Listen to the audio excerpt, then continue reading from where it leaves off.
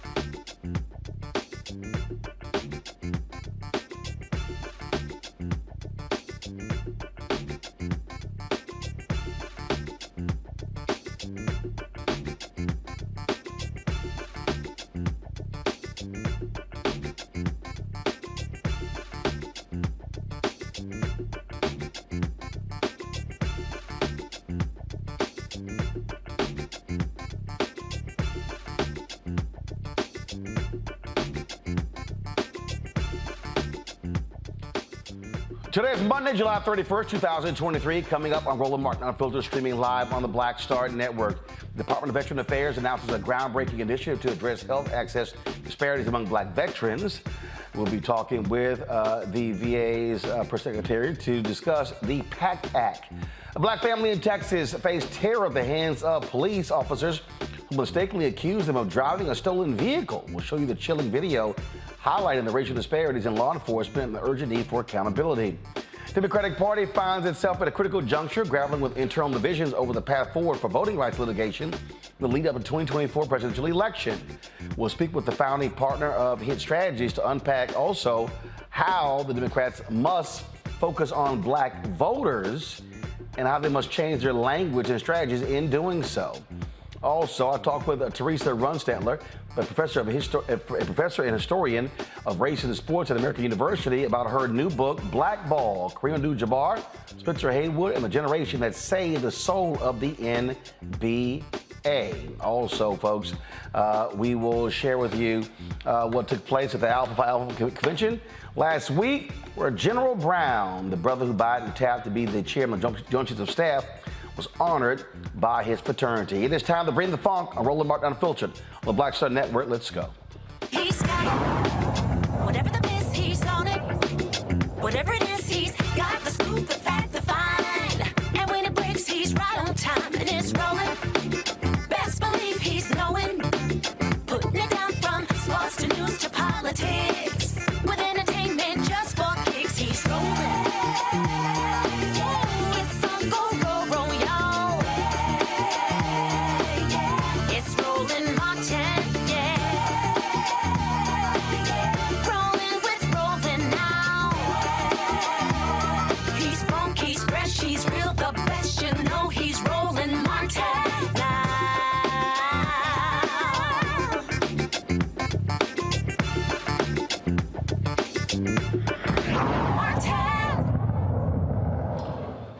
Folks, in the Department of Veteran Affairs, they have a new agency. It's called New Agency Equity Team, called IDEA, standing for Inclusion, Diversity, Equity, and Access. The IDEA Council was established last month to ensure the VA delivers on its promise to provide world-class care and benefits to all veterans, their families, caregivers, and survivors, regardless of their race, age, ethnicity, gender, religion, disability, or sexual identity. Some of that includes the most significant health care and benefits expansion in the history of the VA. It's called the PACT Act, which was signed into law by President Joe Biden last year. It may benefit veterans exposed to toxic burn pits. Since the law took effect, officials said they have received more than 744,000 PACT-related claims and 103,000 enrollments. Terrence Hayes, the Department of Veteran Affairs press secretary, joins me right now to discuss this. This was not easy to pass. You had a lot of initially Republicans who were opposing it. You got people who were running out there talking about they love the military and let's fight for veterans, but they were fighting against this. And so, for folks who don't know, what does it exactly do? How comprehensive is the PACT Act? Roland, this could potentially impact more than 6 million veterans. 6 million? More than 6 million veterans and survivors.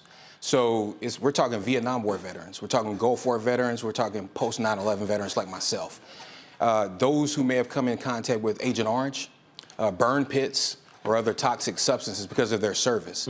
So this gives us at VA the opportunity to really get more folks enrolled into our healthcare system where they will receive better outcomes, but also there's benefits due to many of these individuals, and that's why we're doing a full court press right now to inform and educate as many veterans as possible. So what is a burn pit? What is that?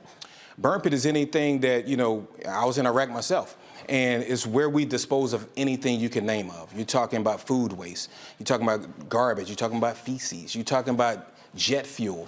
All of those things go into this burn pit to burn it away. And unfortunately, it's on the camp that many soldiers and service members reside on. So as a place in there are burned, and as we see that photo there, go back to the photo that you actually showed, and then those toxins obviously in the air and then going across the base. Absolutely, absolutely. So again, this is critical that we ensure that at the VA that we deliver on our promise to give care and benefits to those veterans potentially impacted by those burn pits and their survivors. Now, you talk about this enrollment period. Is it a set number of years? Is there a cutoff date? No, there's no cutoff date. The great thing is that you can apply for PACT Act benefits today, 10 years from now, 30 years from now. That's not going away. However, there is a sense of urgency where we're approaching the 1-year anniversary of when President Biden signed the bill into law last year.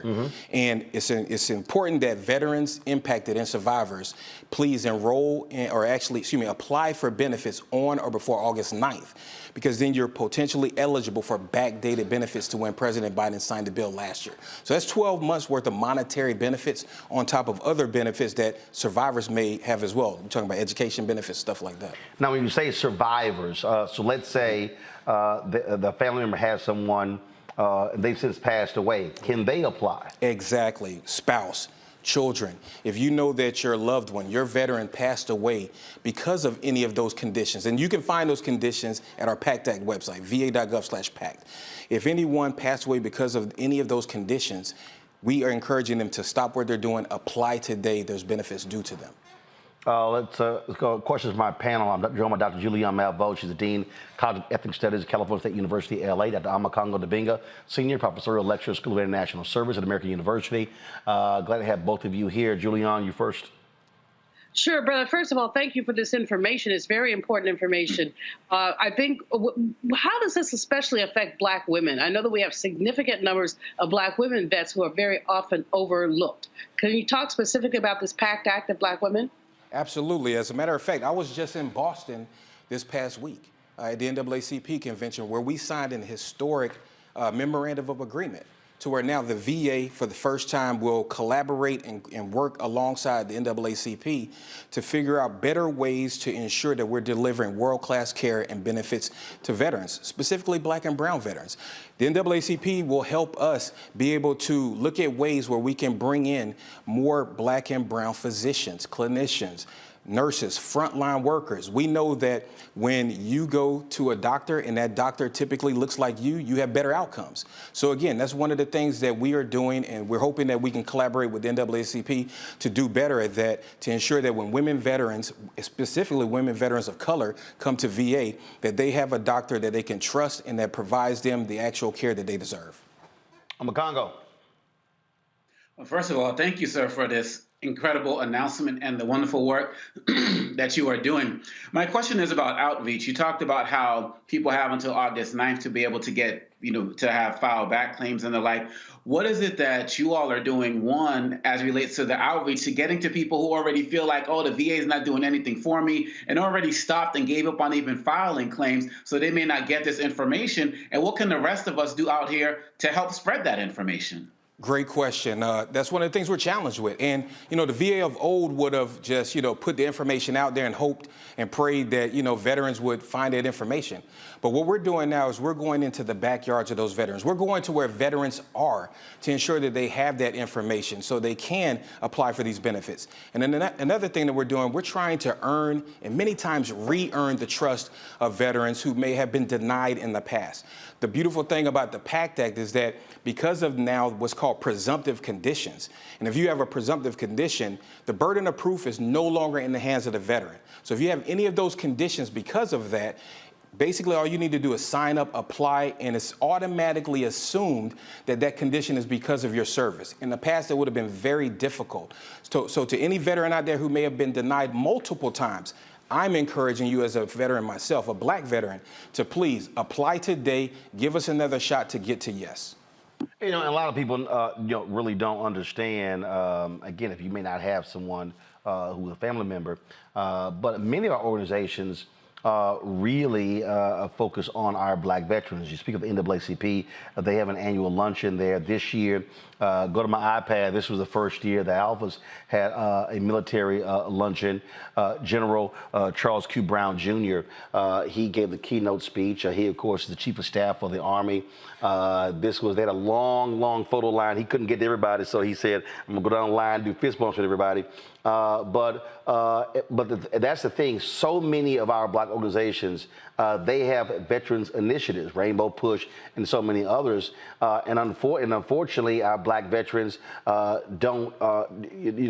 not as connected to many of the other organizations out there. So that's why reaching out to these entities is critically important. Roland, I'll take it a step further. Several years ago, you and I may not have even had this conversation. But because President Biden's determination in telling us that we will be a transparent VA, that's why we're having this conversation. That's why we're partnering with organizations like the NAACP. That's why we're looking into data that shows that we are having disparity issues in delivery of care and benefits to Black veterans versus white veterans. We're dedicated to getting this right for our veterans and specifically to our Black and brown veterans, because this is personal for me. But Secretary McDonough is totally committed to ensure that all of our veterans get the benefits and care that they have earned. See, this is the thing that is interesting. So y'all know disparity is there. And you have folks on the other side of the aisle who fight diversity, equity, inclusion. They've been attacking the military. They've been attacking Secretary Austin and the Pentagon, saying all these things are not needed. But the reality is, we know what's there in terms of that disparity. Individuals who have been fighting for this country, again, not necessarily getting the same level of respect. So people love talking about, how things are equal, but it's not equal when it comes to treatment. Right, absolutely. And while we are getting better, we are nowhere near where we need to be, And again, we have openly acknowledged, Secretary McDonough has acknowledged on record multiple times that there has been institutional discrimination when it came to the benefits of Black veterans. Again, we're dedicated because of these new teams that you mentioned earlier, the IDEA Council, to be able to basically peel the onion back, determine why these disparities exist, and totally eliminate them. Again, earlier you said 6 million impacted. Do we know if there's a breakout number for African Americans? We don't know. We don't know how many, but again, we know that historically many African Americans have served in our military. So again, this is vital that anyone who knows somebody who may have been impacted by these toxic substances and served this country, please tell them so they can get the benefits that they've earned. All right, then. Again, tell folks where they can go. You can go to va.gov/PACT. You can also call us at 1-800-698-2411 to find out information about the PACT Act. Again, this is critical. We have an August 9th time frame, so you can maximize the amount of benefits that's due to you. So please take advantage of it. Again, this is the website, folks, va.gov, PACT. So you go there. You see all the information. And again, you see right here, it says there's no deadline to apply for PACT Act benefits, but if you file your PACT Act claim or quickly submit your intent to file by August 9th, 2023, you may receive benefits backdated to August 10th, 2022. So don't wait to apply today. And so all information is right there on the website. Questions, all kinds of different things here. So for you to actually go to. You see it says Gulf War era and post 9/11 veteran eligibility, Vietnam era veteran eligibility, and lays out getting benefits, all information that you will need. So please go there, va.gov/PACT. Terrence, we appreciate it. Thanks a lot. Thanks for having me, brother. All right, folks. Got to go to a break. We'll be right back on Roland Martin Unfiltered on the Black Star Network. Don't forget, download our Black Star Network app, Apple phone, Android phone, Apple TV, Android TV, Roku, Amazon Fire TV, Xbox One, Samsung Smart TV. You can also support us in what we do. You can watch us on Amazon News. We go to Amazon Fire, watch our 24-hour, 7-day-a-week streaming channel on Amazon News platform. You can also say, Alexa, play news from Black Star Network. You can also check us out on Plex TV, available on that platform. You can search for Black Star Network or simply go to Live TV and look under News Plus Opinion. Don't forget, you can also support us. Your resources make a big difference for us. Join our Breen and Funk fan club. Send your check and money order, P.O. Box 57196, Washington, D.C. 20037-0196. Cash App, $RM Unfiltered, PayPal or Martin Unfiltered. Venmo is RM Unfiltered. Zelle, Roland at RolandSMartin.com. Roland at RolandMartinUnfiltered.com. Be sure to get a copy of my book, White Fear, How the Browning of America is Making White Folks Lose Their Minds. Available at bookstores nationwide, Barnes & Noble, Target, Books A Million. You can also get your book on Amazon, download your copy on Audible. We'll be right back. On the next Get Wealthy with me, Deborah Owens, America's Wealth Coach, the studies show that millennials and Gen Xers will be less well off than their parents. What can we do to make sure that we get to children younger and that they have the right money habits? Well, joining me on the next Get Wealthy is an author who's created a master playbook. Be willing to share some of your money mistakes, right? If that's what you have to lean on, start with the money mistakes that you have made, but don't just tell the mistake, right? Tell the lesson in the mistake. That's right here on Get Wealthy, only on Black Star Network. hatred on the streets. A horrific scene, a white nationalist rally that descended into deadly violence. White people are losing their damn minds. As an angry pro-Trump mob storms the U.S. Capitol, we've seen shots. We're about to see the rise of what I call white minority resistance. We have seen white folks in this country who simply cannot tolerate black folks voting. I think what we're seeing is the inevitable result of violent denial. This is part of American history. Every time that people of color have made progress, whether real or symbolic, there has been what Carol Anderson at Emory University calls white rage as a backlash. This is the rise of the Proud Boys and the Boogaloo Boys. America, there's going to be more of this. Here's all the Proud Boys, guys. This country is getting increasingly racist in its behaviors and its attitudes because of the fear of white people. The fear that they're taking our jobs, they're taking our resources, they're taking our women. This is white fear.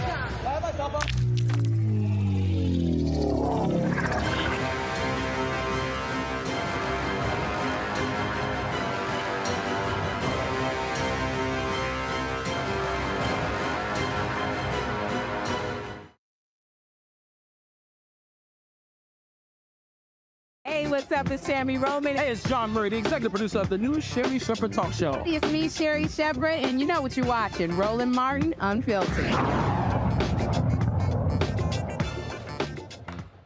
Folks, the Frisco, Texas Police Department, they've released body camera footage of a black family being racially profiled and terrorized after an officer mistakenly accused them of driving a stolen vehicle. This video has been circulating on social media, folks, and it shows you what black folks have to contend with. And what's crazy about this story is that it all started because the officer typed in the wrong letter of the license plate. Watch this. Whatever is in your hand, put it on the roof. That's fine. Open up the car from the outside. Yes. If we can get the tower shut down, people that exit. Hey, move your car back. Move your car back, bro. I don't want them to hit me and then slam into me. Open up your car door and step out of the car. Unlock your car. Unlock your car. Exit the vehicle. Face away from us. Face away from us. Face away. Turn around. Turn around. It's okay. Turn around. Do not face us. Everybody in the car, hands outside the window. Hands outside. Maintain your hands outside. Hey, listen, sir. This is my wife's car. We just in a basketball tournament. Yeah. Man, my son. That's my son. I don't know. Don't worry about it. Listen, bro. We just here for a basketball tournament, bro. We just learned right now. That's why we stopped. Oh, man, don't do this to my son, bro. I'm coming out, bro. Come on out. I don't know. Come on out, please. Can you fit that way or no? I can't fit that way, bro. Come on, man. I'm a basketball coach, bro. It's okay. Look at this, bro. Listen, bro. We're legit. I'm a basketball coach. I got concealed carry and everything, bro. That's why we told you. Y'all put a gun on my son for no reason, dog. Can I explain to you? We ran a tag. The tag came out stolen, but it was the wrong state. Come on, man. Y'all has all guns on this, dog. Come on, that's standard protocol for it. And that dude, bro, my brother just got killed not too long ago, bro. We didn't. That's bad. That's a terrible experience, dog. I mean, I understand y'all got to do y'all job, man, but we all legit, bro. Yeah, I know. We all legit, bro. Where's the keys at?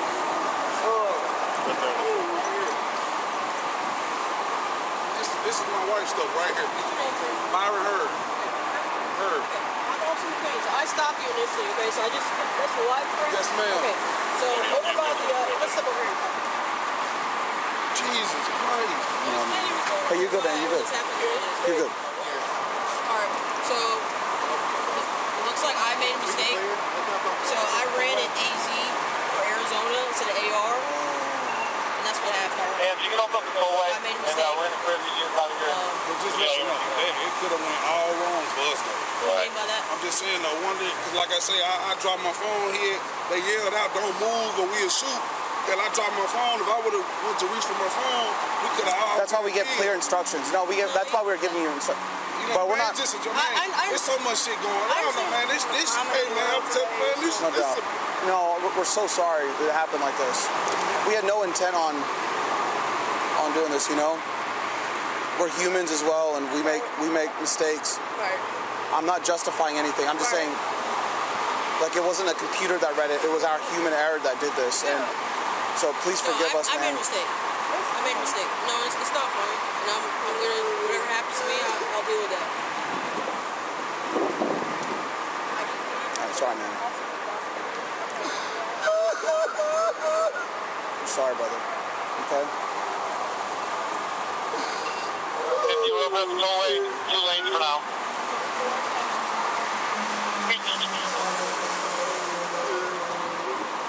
Look, man, I'm gonna be honest, man. Being on the scene, knowing that children were involved, that's why we were moving so slow. We were apprehensive, brother. You know what I mean? We weren't trying to like be all fast and stuff. That's why. Yeah, as soon as I found out, that's why I didn't pull you guys out, because I figured out the tag, everything was good. Correct. You tag ready? Yeah, oh yeah. He's just going through the whole motions of like, you know, what it could have been. Yeah, best of luck today, man.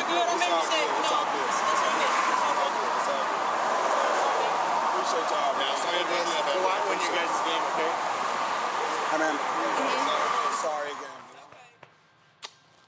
This is a statement from the Frisco Police Department.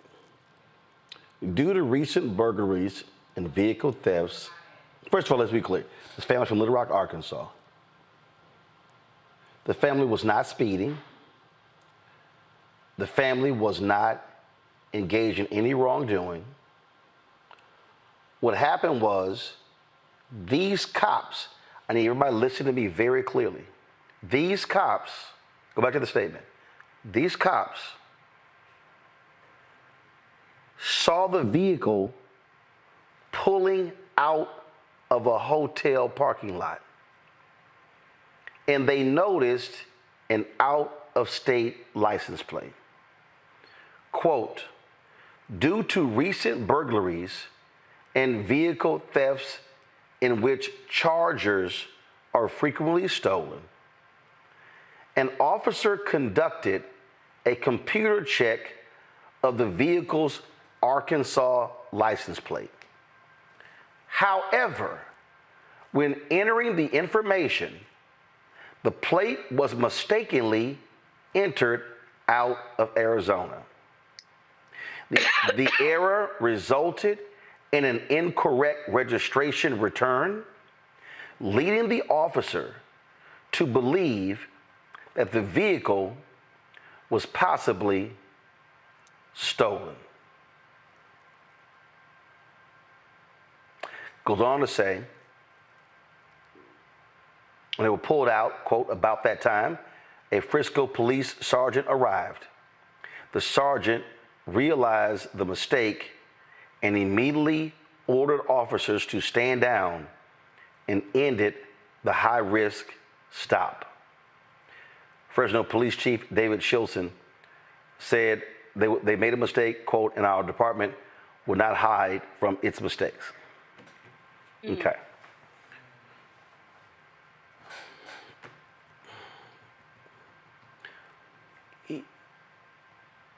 Here's the problem. And we have done numerous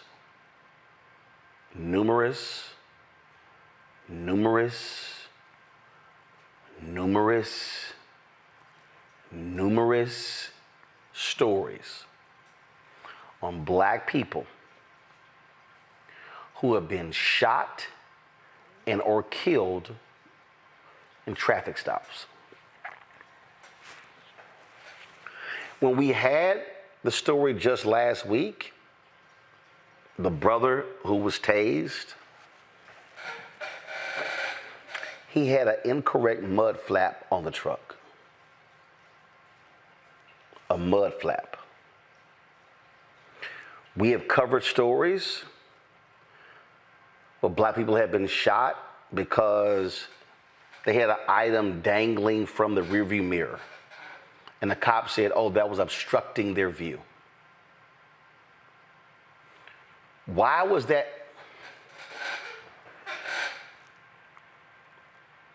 That was a grown black man who was crying like a baby. That was a grown, I need people to understand. If you want to understand why black people die early because of stress, there have been people who've had heart attacks in situations like that.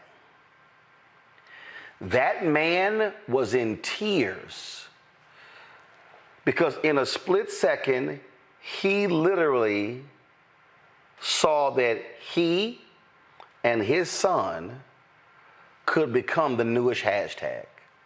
Mm-hmm. And that was a black female cop. In that video, y'all, see, this is where people need to understand. It's not a question of, when we talk about the blue, it's not a question of always white and black.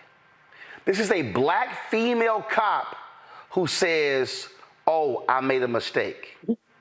This black female cop could have cost them their lives. You heard the white officer say, that's why we were taking our time, taking it slow. That brother, his wife, and his son are lucky. Because we've seen other cases where cops from 3 seconds to 20 seconds would open fire, mistaking the cell phone for a gun. Oh, my gun accidentally went off. I mean, I could go down the line. Like literally, y'all, as I am sitting here talking, I am thinking about the number of stories that we've done like this, dating back to when I was on TV One, and those black people are in cemeteries right now.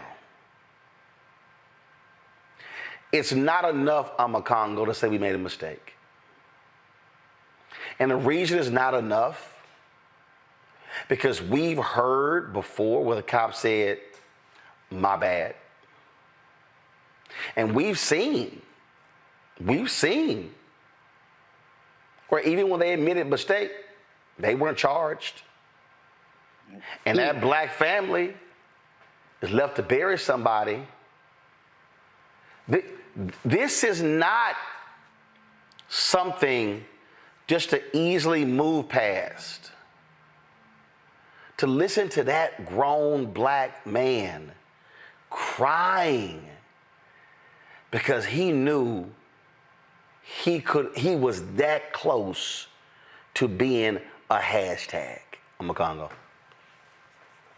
You know, there was a Harvard study that came out early this year or late last year that talked about the community trauma of a police shooting, where it's just not the family that deals with it, but the entire black community for a radius of miles can feel the after effects. But with social media and everything now, it's the entire nation. All of us, all of our hearts raced watching that because we know easily that it could have been us. And you talked about the fact, Roland, that sometimes people could have a heart attack when situations like this happen. The brother didn't have a heart attack then, but it can happen later. Yep. We all know what it's like sitting in our rooms thinking about how we just barely missed getting shot, barely missed just getting tased, barely missed. I also thought about those sisters who were coming back, I believe, to a university in Delaware, coming from the South, who were athletes on a bus that we talked about in this. That's psychological trauma that can last forever. You know, we've seen situations where family members die after their child gets killed or their mother gets killed. They can't live in their homes anymore. And the cops just pat you on the back and say, oh, we made a mistake, go about your day.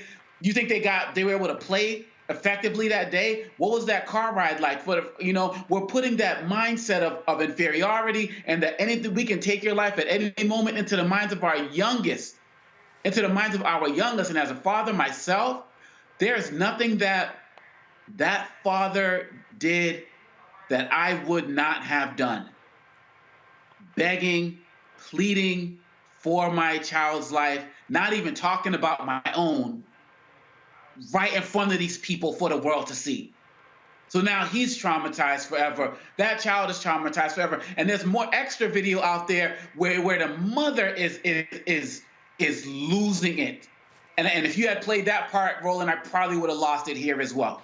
People need to understand that this is real for us. And like you said, it's not just black versus, white. Is when it comes to the cops, it's black versus blue.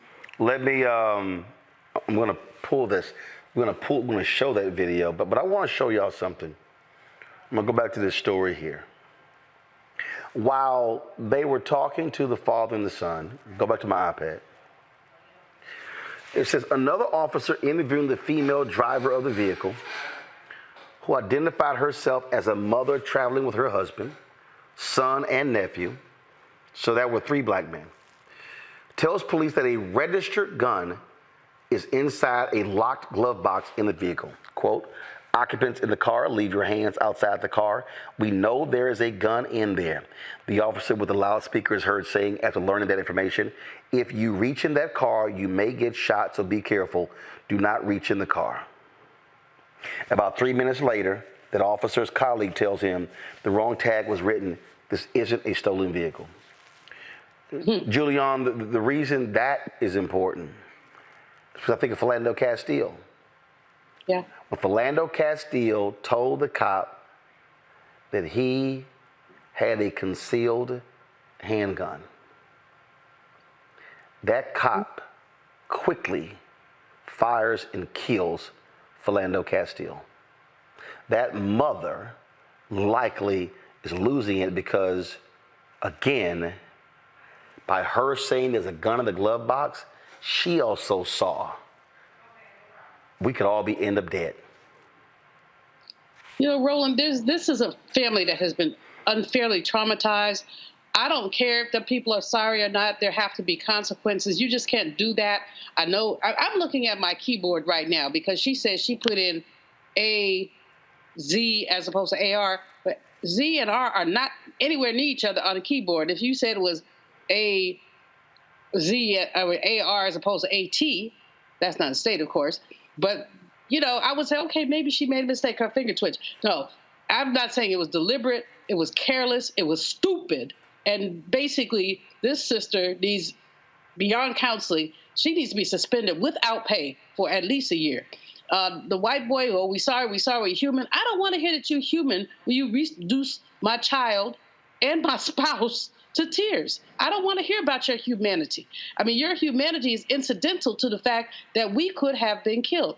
I think Richard Wright years ago said, when there's a lynching in Mississippi, I can feel it in Chicago. And what he was talking about was the universal trauma that black people experience when we see these kind of things happen. I don't know how many other little black boys who learned about this felt themselves at risk and at danger, felt their own stomachs not up. I don't know how many sisters seeing their man being treated this way and crying. I mean, we know brothers don't let loose like that too often. He was holding a lot in. He was holding a lot in. And I don't know how many people are sitting saying, spit, that could have been me. And so these little specious apologies, and I mean specious, they're necessary. It should never have happened. There must be consequences. And this is a racial trauma, not a family trauma. We are all feeling this. Yep, absolutely. Folks, hold tight 1 second. When we come back, Democrats are looking at trying to hold on to the White House in 2024, as well as hold on to the United States Senate. Black voters will be a key, but it is a Democratic Party, and it's white strategists listening to black people. Or are they going to be stupid again and end up costing themselves the White House and the Senate? We'll break it down next on Roland Martin Unfiltered on the Black Star Network.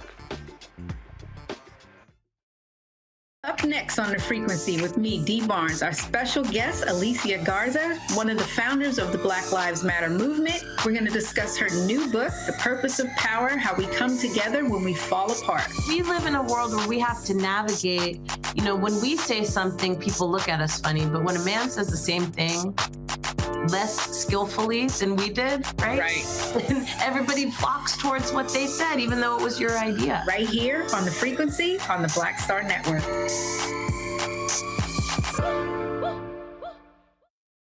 On a next, A Balanced Life with me, Dr. Jackie. How are you being of service to others? Doing for someone beside yourself is such a big part of living a balanced life. We'll talk about what that means, the generation that missed that message, and the price that we're all paying as a result. Well, now all I see is mama getting up in the morning, going to work, maybe dropping me off at school, then coming back home at night. And then I really didn't have any type of time with the person that really was there to nurture me and prepare me and to show me what a life looked like and what service looked like. That's all on the next A Balanced Life with me, Dr. Jackie, here at Black Star Network. Hey, what's up? Geek Theory in the place to be. Got Cake Touch Your Mama's University, creator and executive producer of Fat Tuesdays, a hip hop comedy. But right now, I'm rolling with Roland Martin, unfiltered, uncut, unplugged, and undamn believable. You hear me? All right, folks, welcome back to Roland Martin Unfiltered on the Black Star Network. Washington Post dropped a story today that those of us in black-owned media, well, look, we're quite familiar with, and that is the struggles that are existing in the party when it comes to attracting black voters. So now, let me be perfectly clear. Black women are the largest voting bloc in the Democratic Party. Black men are number 2. Yet what we have seen over the past 10 to 12 years has been a decline, if you will, in black voter participation. Now, you look at also what happened. You do see this uptick, if you will, of black voters, namely black men supporting Republicans. It is not major, but it is still significant. Now, the reason this is all important is because there's always been sort of this one-size-fits-all strategy for reaching black voters. But as black older voters get older and become ancestors, fewer African Americans self-identify as Democrat, even though they may end up voting Democrat, but they don't self-identify as Democrats. And so the story in the Post, which we talk about all the time, we've been talking about for years, is nothing new for us. The question is, will the party leaders listen? Terrence Woodbury is the founding partner of Hit Strategies, one of the top pollsters in the business. He joins me now from Washington, D.C. And Terrence, we have talked about this on so many occasions. And I'm going to say, and I tweeted all of this earlier, I'm going to say what the Washington Post would not say and would not write, and what the New York Times will never write, and what CNN will never discuss, and what all these people will never say. The fundamental problem is white campaign strategists first refuse to hire, no, let me take it further.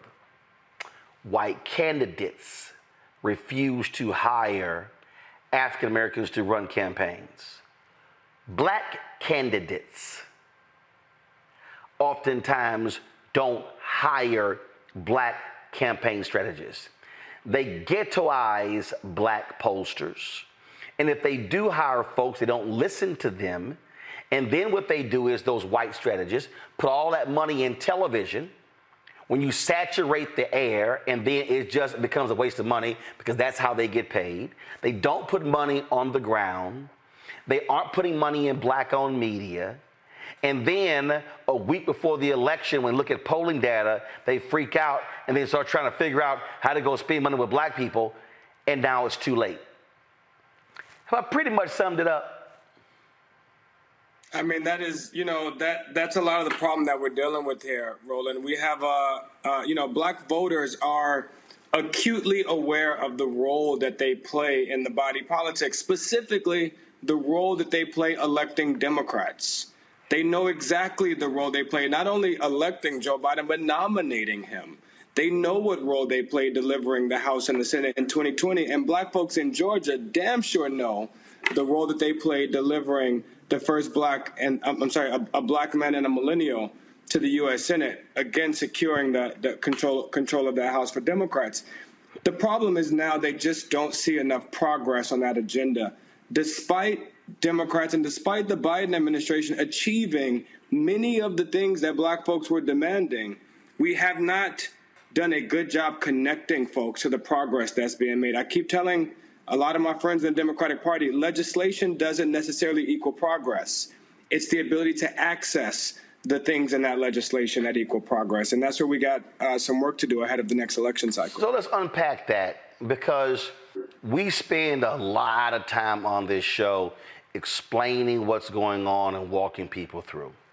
And the reality is, what you just laid out, there are a number of things. And you've done the data. You've had the focus groups where people said, this didn't happen, this didn't happen, this didn't happen, this didn't happen.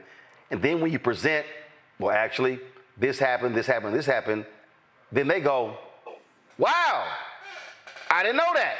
Correct? I mean, I'll take you even further than that, man. You know, we created a black agenda with Alicia Garza and the Black Future Labs that actually took an account of what black folks wanted to see done on their top 5 issues, on things like criminal justice reform, economic security, climate change, public safety. Not just which issue is most important, but what do they actually want to see done? And when you look at something like criminal justice reform, the top 5 things on that agenda have all been achieved by this administration: banning no-knock warrants, banning chokeholds, mandatory body cameras, National Registry of Police Misconduct. This is, I want to be clear, this is not just us giving credit to Democrats. This is us as a movement taking credit for the things that we demanded, that we marched for, that we protested for, that we lobbied for. Those things are getting done. And stating facts. So this ain't like hypotheticals. It's like, this happened, you say you want this happened. And as to your point, that's what we fought for.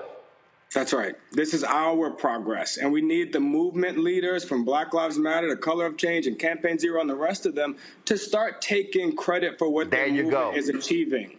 Because as long as black folks, look, this was an NAACP survey I conducted last year that showed that 7 out of 10 black folks said that their lives had not improved since Joe Biden became president. 7 out of 10. Roland, if that number is true in November of 2024, if 70% of black folks cannot tell you how their lives have improved, Democrats are going to have a problem. The thing that, look, we talk about all the time, you take messaging. And here's a perfect example. Last week, Kristen Clark goes before the cameras and announces patterns and practices investigation against the Memphis Police Department. This Biden-Harris Department of Justice has launched 8 or 9 of these investigations. That's right. 1 during the Trump years. 1. I have personally said to the White House, how in the world are we seeing the DOJ putting wardens, corrections officers in prisons, convicting people of hate crimes, convicting officers of abuse and sending them to prison? And y'all don't even put it, you don't even discuss it at the White House podium. You're not giving any attention to what they're doing. And I'm sitting and I'm going, hello, this is basic. How hard is it to stand there and literally say, because again, I get the press releases, the DOJ is making the announcements, and I'm like, why are you not taking victory laps? If Karine Jean-Pierre is saying that, and then Biden is saying that, sprinkling in a speech, you can sit there and say, we are holding people accountable. That's right. They not doing it. They are holding people accountable. They just aren't talking about it as much as they need to. And so, look, this is the real problem, Roland, about how when we wait too long to start these conversations, it enforces and reinforces the cynicism that people feel. Because, you know, when you look at some of this economic agenda, tax credits and insulin being capped at $35 an hour, housing vouchers, the work that's been done, when we present that to people in focus groups, the list of progress that's been made, you know what happens, Roland? I'll never forget sitting across from a young black man in Philadelphia who started getting pissed off as he was reading the list of how much progress we had made. And I had to stop and say, wait, I'm showing you the money that is being distributed, the resources that are being distributed that you just said you needed. Why is that pissing you off? He said, because I can't access any of this.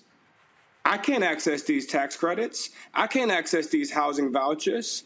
I can't access these jobs created by the infrastructure bill. And so if we don't connect them to these resources now, and instead come around next year and tell them how much we've done for them that they weren't able to access, it just reinforces their cynicism. And when we say,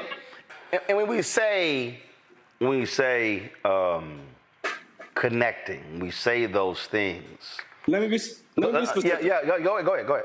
Let me be very specific, Roland. When we needed their votes in 2020 and in 2022, we put in the palm of their hand, click here to access your ballot. Click here to find your polling place. Click here to commit to sign this pledge that you're going to vote. Well, now they need to click here to apply for those tax credits. Click here to apply for those millions of jobs created by the infrastructure bill. And the example that I often give is Obamacare. Look, passing the Affordable Care Act was one of the most significant legislative achievements of the Obama presidency. But he didn't stop at passing it. He spent millions of dollars connecting people to it. Counselors, stopgaps, websites, apps, all types of ways of connecting people to the health care that they needed, because just passing the legislation was not going to. Well, I mean, that's like, I'm just going to use it as an example. That's like me sitting here going, hey, I need y'all to support Roland Martin Unfiltered and the Black Star Network, but I never give out the Cash App. I never give out any information. I never explain what we're doing. I never show people how we're progressing. I never show them what we've done with the money and how we bought new cameras and done things. And if they don't see it on the screen, it's like, well, what did you do with the money? That's right. That's why we do it. And the thing is, it's also understanding language. You said something that was important. Actually, I'm going to do this here. I'm going to go to break real quick. I'm going to come back. We're going to come back. I want you to talk about language. Because when we had you on right before the 2022 election, you explained why they can't use the phrase voter suppression in talking to younger voters. It's language, and even stuff like that people are not getting. So Terrence, hold tight 1 second, folks. We're talking to Terrence Woodbury, his strategies, right here on Roland Martin Unfiltered on the Black Star Network. We'll be right back. On a next, A Balanced Life with me, Dr. Jackie. How are you being of service to others?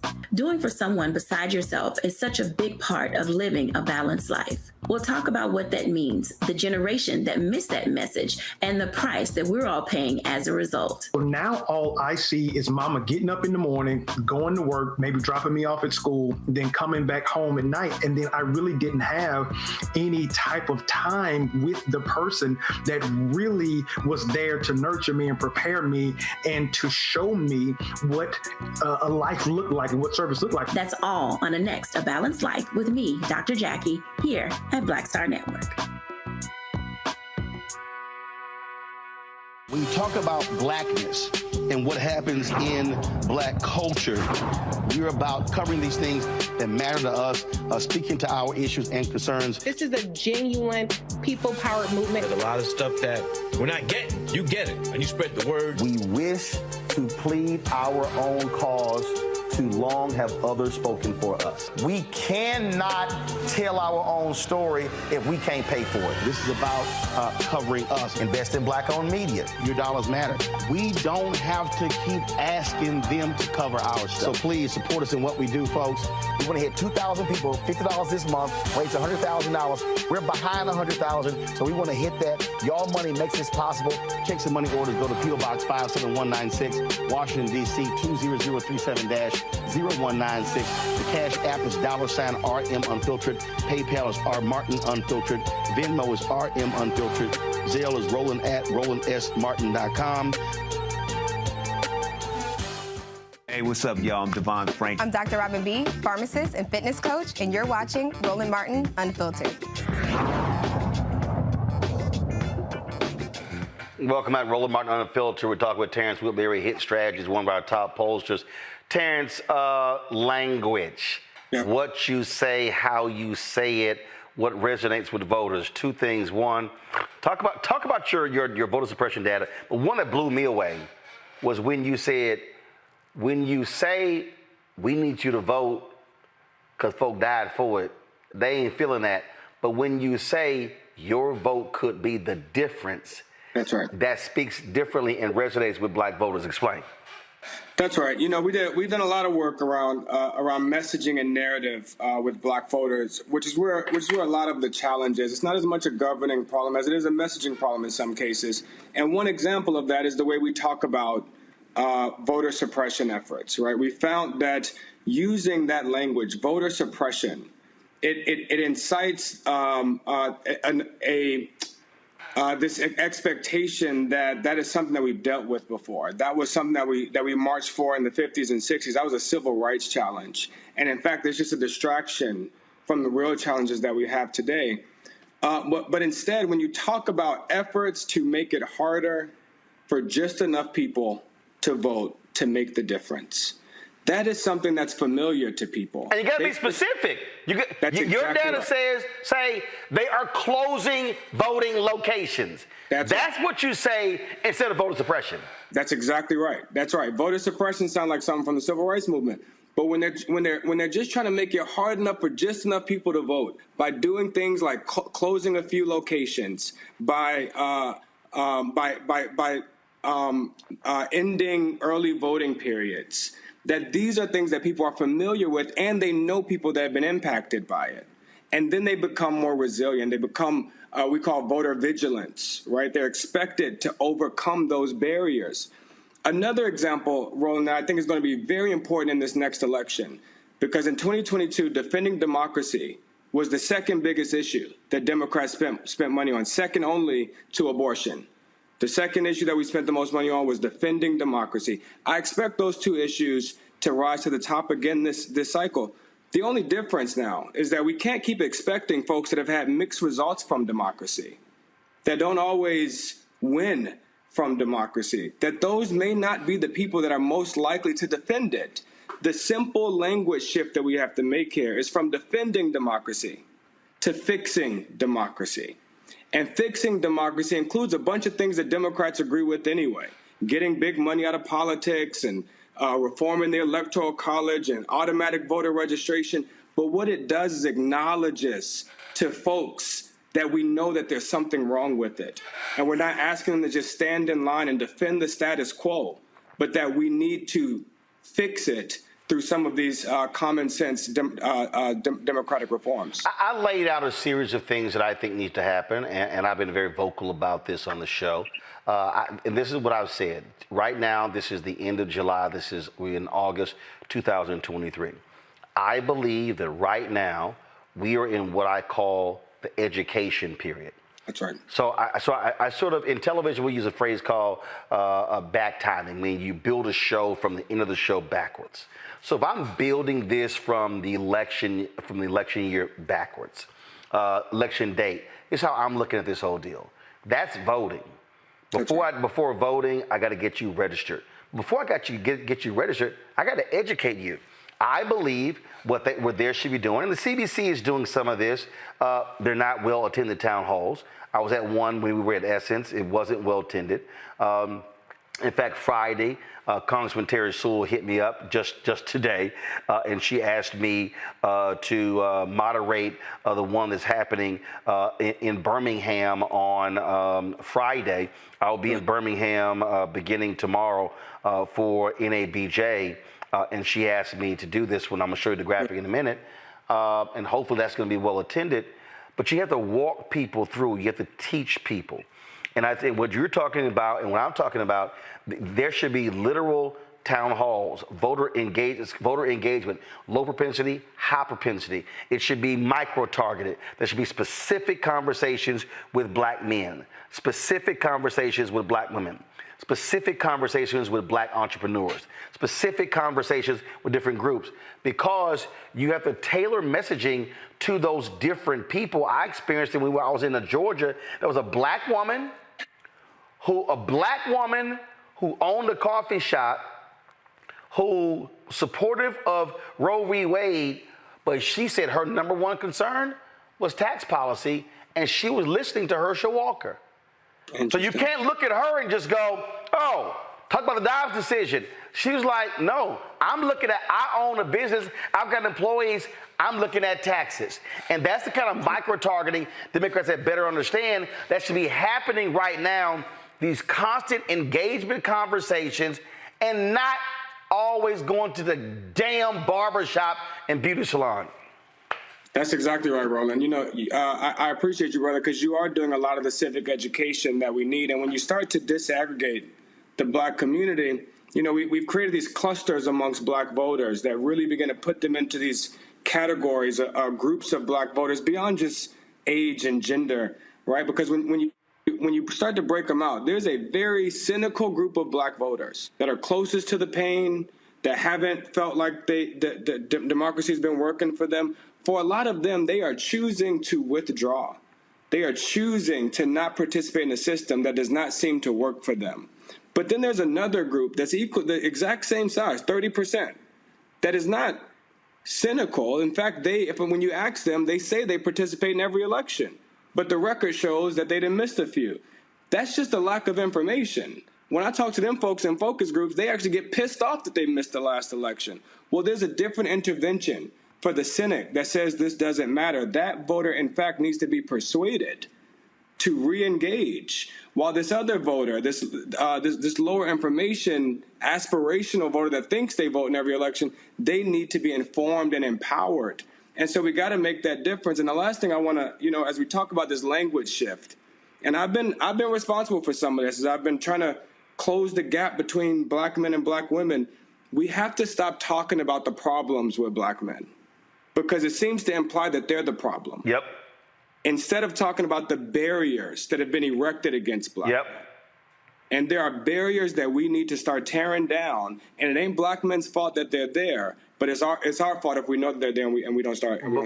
Before I go to Juliana Omakongo, here's the other thing that you also got to do.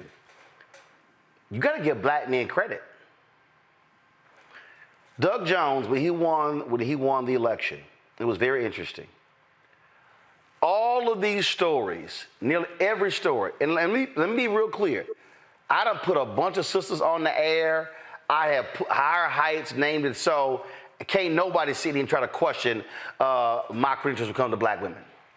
But damn near every story, black women elected Doug Jones, because it was 96%. It was 92% for black men. That's right. And so what happens is, and this is what I'm about to say right now, is a very touchy subject, because I've seen it play out. And Siobhan was on the panel with us at the Alpha Convention where she talked about this here, this pitting of black men and black women. But the reality is, and I'm going to say this, and brothers, y'all can act a fool if you want to, we do have to acknowledge ego. We do have to acknowledge misogyny. We do have to acknowledge sexism and paternalism. But there is this sort of thing where brothers are voting, but folk act like they ain't important. That's right. And so psychologically, for a certain group of black men, when all they hear is black girl magic and black women this and black women that and black women this and black women that, and they never actually hear black men being affirmed politically, then they go, well, shit, what about us? Oh, the hell with this, we ain't interested. And that's is also where Republicans are seizing on. That's right. And because the other side of only hearing black girl magic and black women deliver, which they are, both delivering and magic, the other side that black men hear a lot is toxic masculinity, you know, and the problems with sexism and chauvinism. And look, I got to remind a lot of Democrats often that not all masculinity is toxic.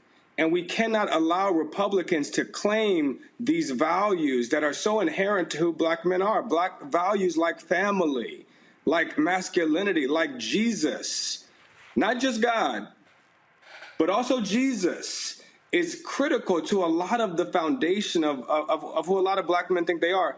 I mean, believe that they are. And far too often we've ceded those values to Republicans, and that's how they're starting to make progress. Also, wealth creation and independence. Yep.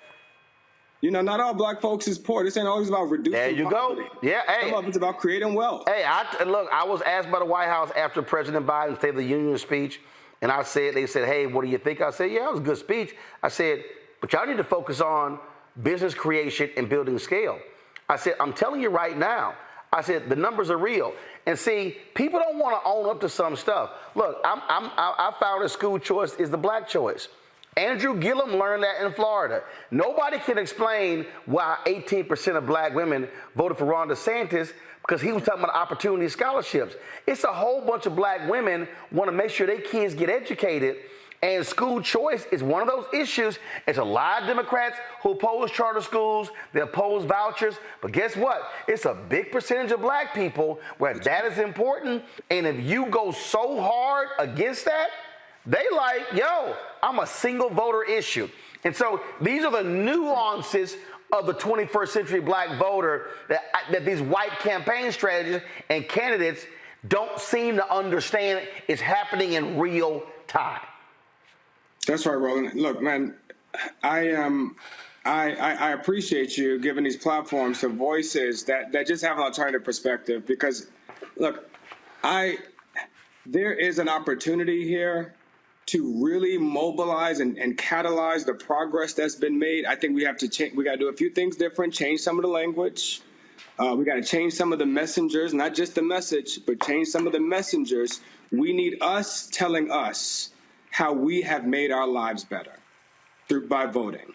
That's not always going to be because of some hero in Washington. Sometimes that's going to be because you and I stood together and voted last cycle. We were able to do X, Y, Z, but we're not done yet. And that's a very different message than just trust these politicians and keep voting for them and they'll fix your life. It was a young man in Florida who told me, Roland, in a focus group, my hood didn't get any better under Obama. It didn't get any worse under Trump. So what does Joe Biden have to do with me? And for that young man, his cynicism is based in his proximity to the pain. The best thing we could do for him is not a message.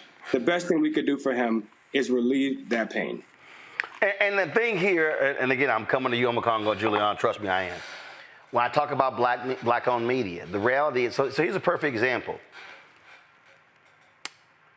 We've been talking now for 34 minutes.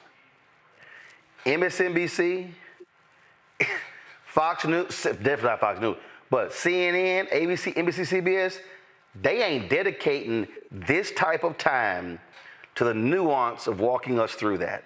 That's right. And what these white strategists are going to have to do is respect black-owned media, and they should be sitting here going, okay, you got black podcasters, you got black-owned media sources, and they've got to stop the game of saying, well, we're going to throw them some celebrity influencer money. No, you're going to pay out of the media budget. I know that experience where, and I had a member of Congress said, Roland Martin owns a media company. Why are you trying to pay him out of celebrity influencer money when you should be paying him out of the media budget where you're running spots like everybody else? And that's the thing. And they can't nickel and dime us. I told 2 campaigns to go to hell in 2022 where they came to me with some small amount of money to run ads. And this thing, and everybody listening as well, this is not just a message for Jamie Harrison and the DNC. It is for Senator Chuck Schumer and the Democratic Senate Congressional Committee, the DSCC. It's for the DCCC. It's for the Democratic Governors Association. But it's also for all these progressive PACs and these progressive groups. It's for the environmental lobby. It's for the reproductive rights people. It's for LGBTQ. It's for LGBTQ. That's right. I'm sick of these folks sitting here spending all this money out here, and they're not including black people. And then when our asses get in trouble, they didn't want to come to us and play Superman and Superwoman and save the day. And I said this when we were in Atlanta together. All these progressive groups, the number is very clear. They should be putting a minimum of $500 million into progressive groups on the ground to drive black voter turnout in at least 10 to 15 states. That's right. That's just grassroots. That ain't black-owned media. And I've said this to the Biden folks. That little nice announcement in 2016 or 2020. We a $6 million historic investment in black-owned media. Fat Joe said it. Yesterday's price ain't today's price. Listen. I'm glad you're making some demands here because we gotta. There are some voices and some trusted messengers that are going to be necessary to have in this conversation. Otherwise, we're going to keep engaging the same folks, the folks that are already watching CNN and MSNBC, as opposed to the folks that are tuning in here that are in touch with the community, that know that there's civic education, civic awareness, that there's things that we need to be information that we need to be armed with, so that we can correct the record on some of these things. I'm happy to come on anytime and continue these conversations. Congo, your question for Terrence. So one of my questions, and thank you for all of your incredible work, I'm wondering if you are fearful that as we get closer to the election, some Democrats are going to intentionally try to play the middle, which will lead to them ignoring more black voices and basically end up what happened with Tim Ryan and J.D. Vance in Ohio, where he tried to play the middle and basically said, like something to the effect of Obama was wrong, which immediately lost him a lot of black votes. Do you feel like that's going to happen? People are going to try to even ignore more black voices by trying to play towards the middle in some attempt to get more white independents or white conservatives? Unfortunately, I think it takes... Unfortunately, like Roland said, he's been having this conversation for a very long time, long before a headline in the Washington Post today about the need to prioritize black voters. But unfortunately, I do think it takes that headlines like we saw in the Washington Post to jar people's attention, to get them to realize that the key to success is to mobilize your most loyal voters. This is what Republicans have figured out. We know Donald Trump isn't reaching to the middle. He's not trying to persuade some mythical swing voter. He's trying to juice his base.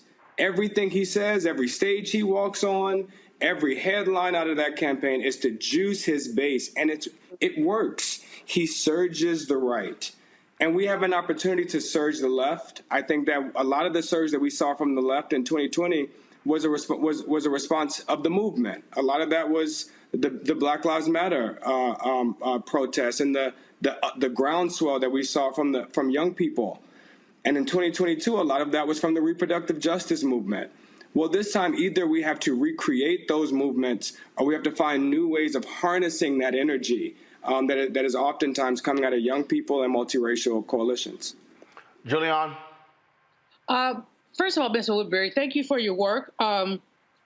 Thank you for your work. I think you've created some nuances here that we need to pay attention to.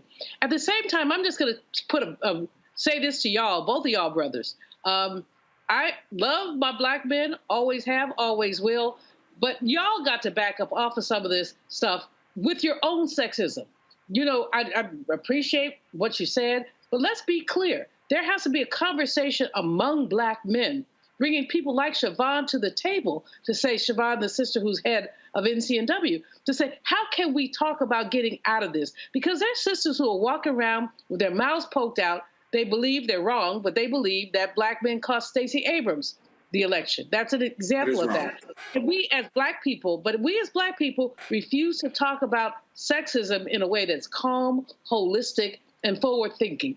Do you have any thoughts? You seem to have a lot of ideas, which I appreciate. I wish I could talk to you a little longer, but Roland gonna cut me off. He has a bad habit of that. But do you have thoughts about how we have this holistic conversation? And I'd love to talk to you more about how these folks, you used to talk about energizing the base or surging to the base. How can they surge to the base when they're so paranoid about blackness? Yeah, you know, a part of that is, and this is a part of what we've been trying to do, is use data to correct the record, right? The gender gap that exists between black men and black women in levels of turnout or levels of support for Democrats, it's not unique to black folks. There's a gender gap amongst all racial groups. Women vote more than men of every single race. Women vote more Democratic than men of every single race. Now, it is more concentrated amongst black folks, and that's a part of where we got to crack the code.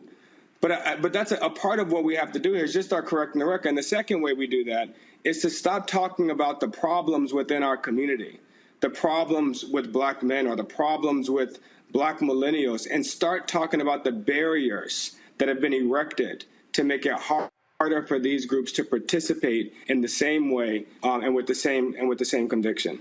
What we also got to do, Julian, to your question though, is we got to be honest about what is actually being said. What I mean by that is when you talk about Georgia, there were many people, literally a year before the election, who was saying to Stacey Abrams and her campaign, there is a black male perception problem. What's your strategy? And in many ways, stuff wasn't done. See, so when we talk about these things, we got to recognize, Terrence, there were people who were giving those warnings. Hey, this is what we're seeing on the horizon. Y'all may want to address that. That was actually happening. Terrence, go ahead. But Roland, I'm sorry, my brother, for interrupting you. Roland, this black male perception came out of nothing but misogynoir. I mean, it came out of some black men, I'm not saying all, but some black men's absolute hate for seeing black women in positions of power. And so say you have a black male problem. No, black men had a problem with the powerful black women. No. Let me walk you through. You say there's a portion of that. You're absolutely right. But it metastasized. And what I am saying is when black men like myself and Terrence say stuff a year in advance, you might want to listen to us. So what is the perception? What do they say? Perception is sometimes folks' reality. So the perception then doesn't become the reality that you actually counter it beforehand. This is part of what we're talking about. What happened? Hold on, Julian. I'm telling you, and I'm speaking from experience. I know black men who reached out and said, hey, y'all, we're seeing this rumbling. Let's counter this very early. Folk didn't listen to them. And that's what we're talking about here. We're saying listen to black men, listen to black women, talk to them before it's too late. Terrence. If I could just respond from the data, you know, what we saw after the 2018 election was that had black men voted for Stacey Abrams at the same rate as black women, she would have been governor. And Stacey Abrams was very acutely aware of that statistical fact. And where I might disagree a little bit, I think that she built a campaign to address what Stacey has always done, build data-driven strategy. And so she saw that gap and that gender gap between black men and black women in her first campaign. She made investments and programmatic shifts to address that, and not just in barbershops, but in actually recruiting and enlisting a team of black male surrogates and strategists to go out and pursue those black men. And the result was that Stacey closed the gender gap. Well, the trends that we saw in Georgia bucked all national trends amongst black voters. So I don't want to speed bump that. So all of the stories in mainstream media were black men not supporting Stacey. No, you're saying wrong. the data shows that was a lie. Empirically, I can prove it in the data. It is a lie. Stacey closed the gender gap between black men and black women, smaller than it was anywhere in the country. The gender gap between black men and black women was smaller in Georgia than it was anywhere in America. So it's a lie also. It's also a lie when people say if black men had voted in 2022, she would have won. That is a lie. Because folks are putting that by saying that black men cost her the election. You say the data is clear. That's also a lie. It is clear in the data. The gap between, because I did a deep dive to figure out, well, what was the difference between Warnock and Abrams? Who were those voters? I almost suspected that it was going to be some black men in that difference, that more black men supported him than supported her. It is a lie. They ran even amongst black men. They ran even amongst black women. The gap, the gender gap that Stacey experienced with black men was the exact same as Warnock. The difference in the margin of victory was in moderate white voters that Warnock was able to convince that Herschel Walker was an existential threat, and we did not do the same with Brian Kemp. We did not disqualify him and connect him to the crazy of Donald Trump and the crazy of Herschel Walker. We let him distance himself from that and appear moderate and appear sane, and that worked with white moderates. That's where the gap was between Stacey and Warnock. And what Brian Kemp also did was Brian Kemp didn't do what other Republicans did. He actually showed up at various black events, and so that blunted what typically happens is, oh, you can't even show up. He actually showed up. He actually had, it wasn't a huge one, he actually had a black strategy. That's right. He was formidable. He was a formidable candidate, and in many ways, and I've said this on the record, I don't think Stacey lost that race. I think Brian Kemp won that race. He did formidable politics, appealing to the right, appearing to stand up to Trump while still maintaining Trump's base. I mean, he did what I did not think was possible. And he defied a lot of what I expected to be the conventional norm, which was if you do not capitulate to Donald Trump, then his base will make you pay a price for it. And the last point here, what you just laid out, and this is part of the problem, when you rely on mainstream white media ran with that story. Black men are the problem. Black men are the problem. Black men are the problem. Black men are the problem. And people start thinking, well, black men are the problem. And you know who they were not listening to? Black-owned media, where we were actually saying, y'all, that ain't the problem. On this show, we laid out the things that Stacey Abrams was doing in terms of reaching black men. But you had some brothers, it was too late. Dude was there the whole time. But that's what happens when you let white-owned mainstream media set the agenda. Final comment, Terrence.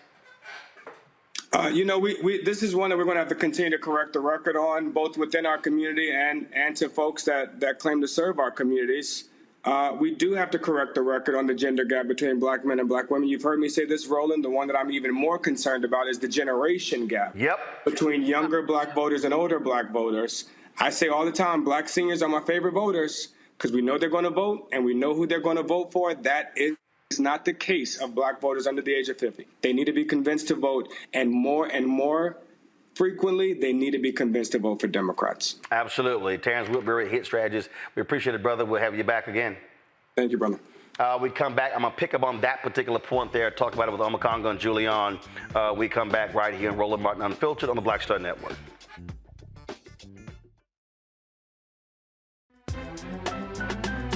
I'm Faraji Muhammad, live from LA. And this is The Culture. The Culture is a two-way conversation. You and me. We talk about the stories, politics, the good, the bad, and the downright ugly. So join our community every day at 3 p.m. Eastern and let your voice be heard. Hey, we're all in this together. So let's talk about it and see what kind of trouble we can get into. It's The Culture. Weekdays at 3, only on the Black Star Network. Black Star Network is here. Oh, no punch! I'm real revolutionary right voice of Black America. All momentum we have now, we have to keep this going. The video looks phenomenal. See, there's a difference between Black Star Network and Black-owned media and something like CNN. You can't be Black-owned media and be scared. It's time to be smart. Bring your eyeballs home. You dig? Hello, we're the Critter Fixers. I'm Dr. Bernard Hodges. And I'm Dr. Terrence Ferguson. And you're tuned in to Roland Martin Unfiltered.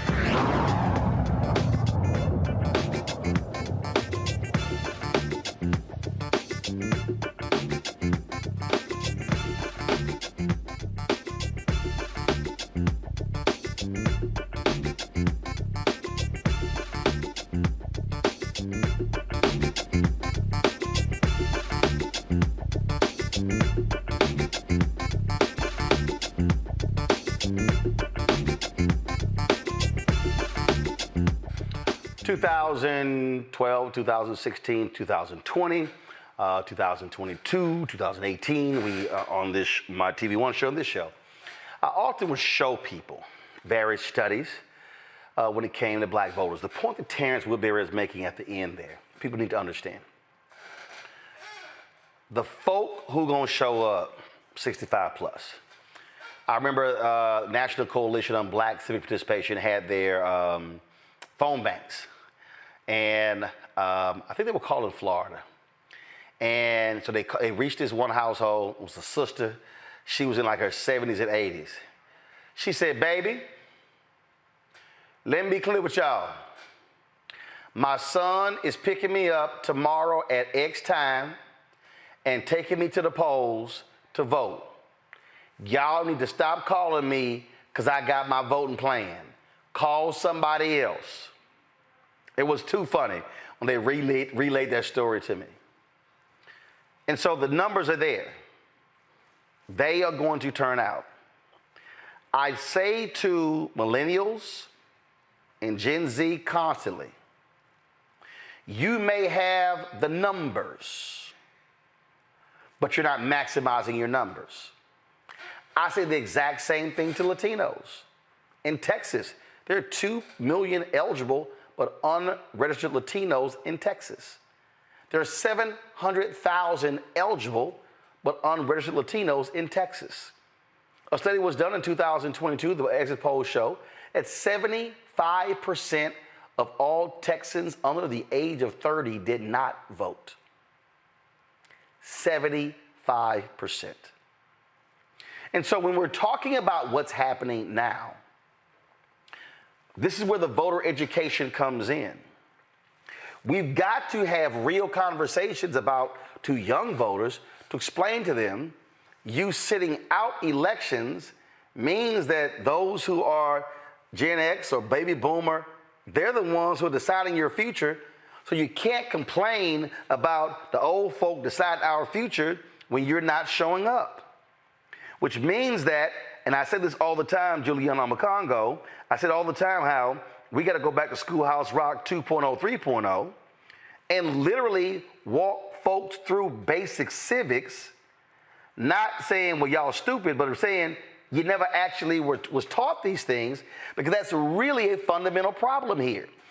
I remember 2016, on my radio show, black woman, she was in her 20s.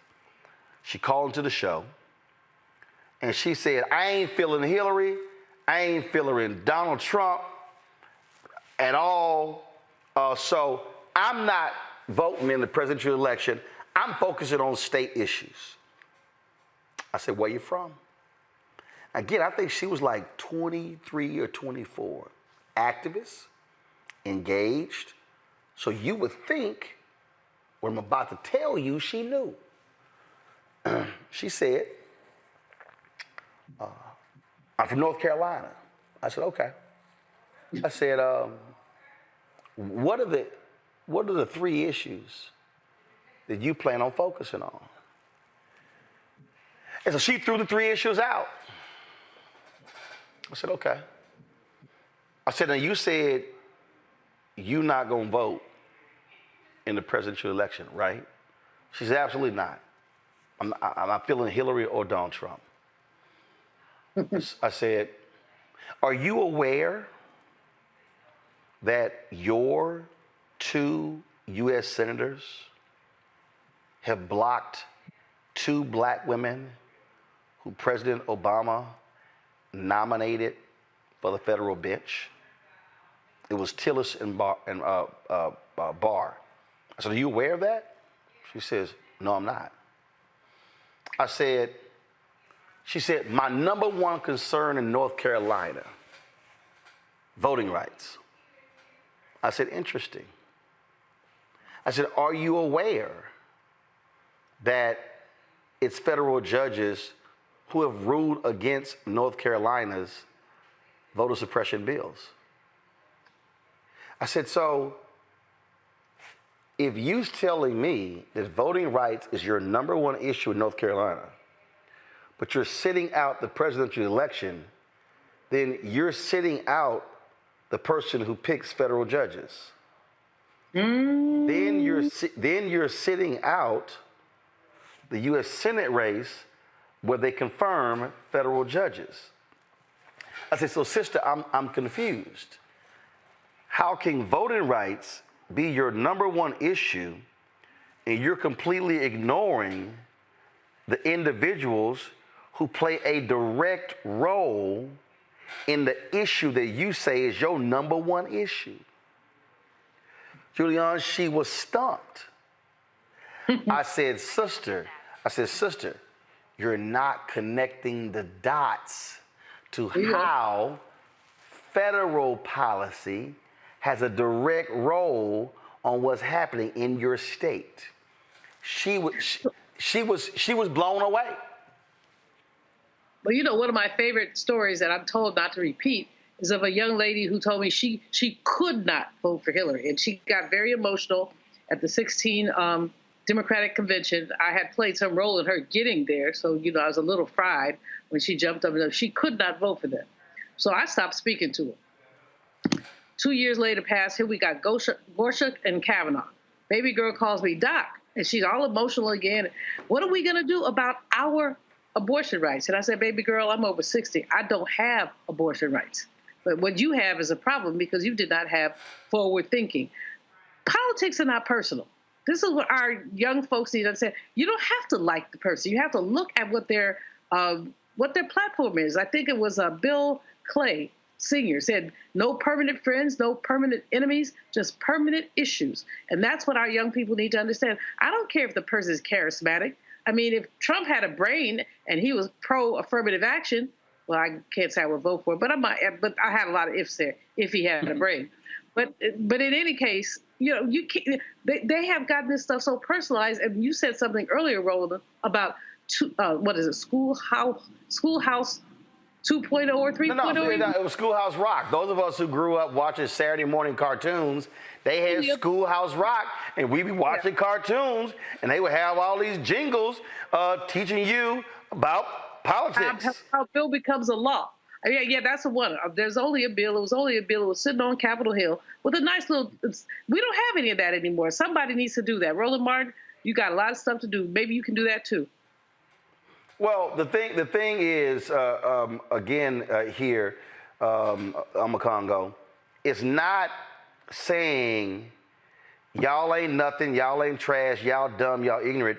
It's literally acknowledging that the problem is there is an education gap that no longer exists that teaches people these things. I had a brother, he and I went at it on Twitter today, and he goes, Biden ain't done nothing about the national minimum wage and nothing about student loan debt.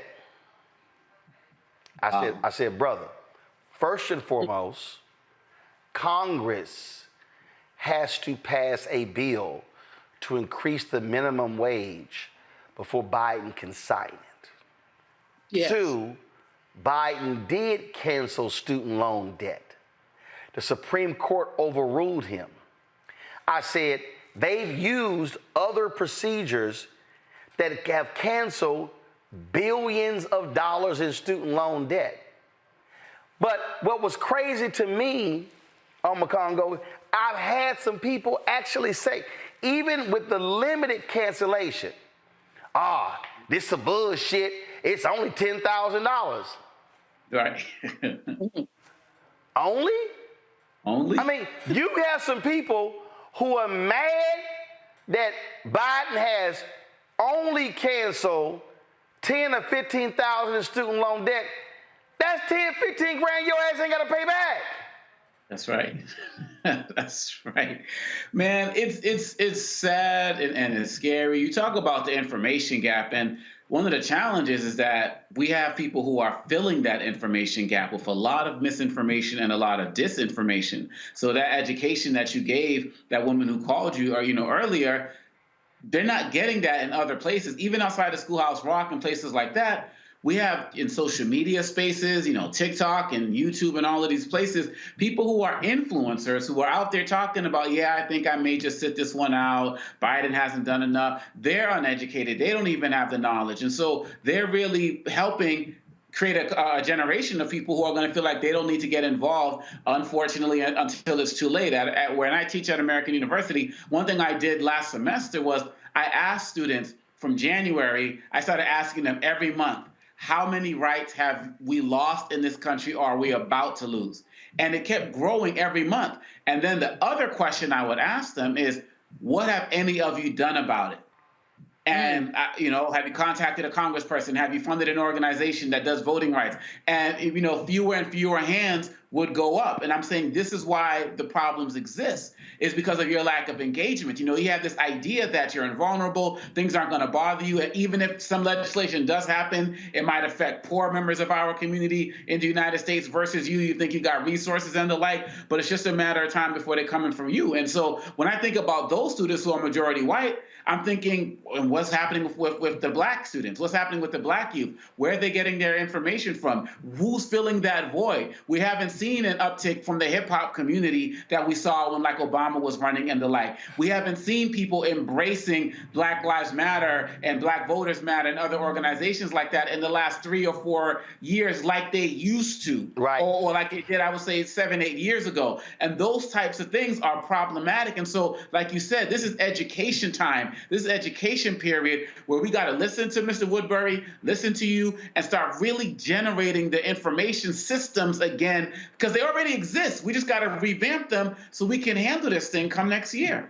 So folks out there who don't know what we're talking about when we say Schoolhouse Rock, now listen, they probably gonna put a strike against us on YouTube, so we probably gonna have to edit this out later.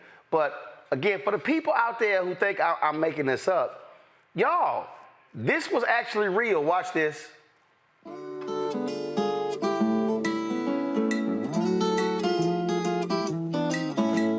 Gonna have a 3-ring circus someday. People will say it's a fine one, son. Gonna have a 3-ring circus someday. People will come from miles around.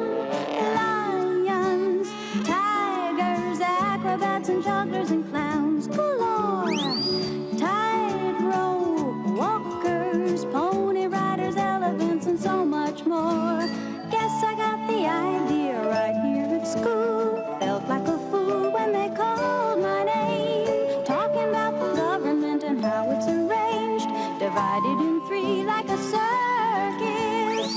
Ring 1, executive, 2 is legislative, that's Congress. Ring 3, judiciary, see, it's kinda like my circus. Step right up and visit ring number 1. The show's just begun, meet the president. I am here to see that the laws get done. The ringmaster of the government. On with the show! Somebody just posted on YouTube, watching this with a big ass bowl of cereal on Saturday morning. Again, as kids growing up, you're sitting there, you're going, okay, president, Congress, judiciary. This is how a bill gets done. We were 7, 8, 9, 10. That thing was real. And there really is, Julian, a colossal gap today. I can't tell you. I traveled this country. And I have conversations with people with advanced degrees, with undergraduate degrees, high school grad. So people might be thinking, and who might be thinking, well, man, you talking to people who don't know. No, it's a lot of people ain't got a clue how government works. No, and who has power and how they use it. That's absolutely the case, Roland. It's very frustrating. We've taken civics education out of our high schools where it used to be. Reverend Jackson, of course, as you know, has constantly pushed for having high school seniors, when you graduate, you also get a diploma. So that's a great thing. But we've taken civics education out. And so when it's out, you have people who don't know anything about how government works. They have assumptions, like the young man you said Biden hadn't done anything for him. Well, Biden's done a heck of a lot more. You know, Maxine Waters used to always say to me when people talked about the Congressional Black Caucus, and people would say, oh, the Congressional Black Caucus hasn't done anything. And she says, well, you may not have seen what we did, but you also did not see what we prevented from being done. When people understand the way that government works, they understand both aggression and prevention. And so it's really a call for us to go back to our Saturday schools for us, because our curriculum right now is under attack. Not only do you have those fools in Florida trying to change the way you teach Black studies, but you have state legislators who are cheap, trying to take certain things out of the curriculum. So civics has been one of them. In many other ways, which also affects the long-term body psychic, music and arts have been taken out. In some schools where young men are able to get rid of some of their aggression, see, I think about brothers every now and then, sports have been taken out. And so, you know, we look at it, they want to go down to the 3 R's, and the 3 R's does not serve the long-term development of a civil society. All right, hold tight 1 second. Gotta go to break. We'll be right back on Roland Martin Unfiltered on the Black Star Network.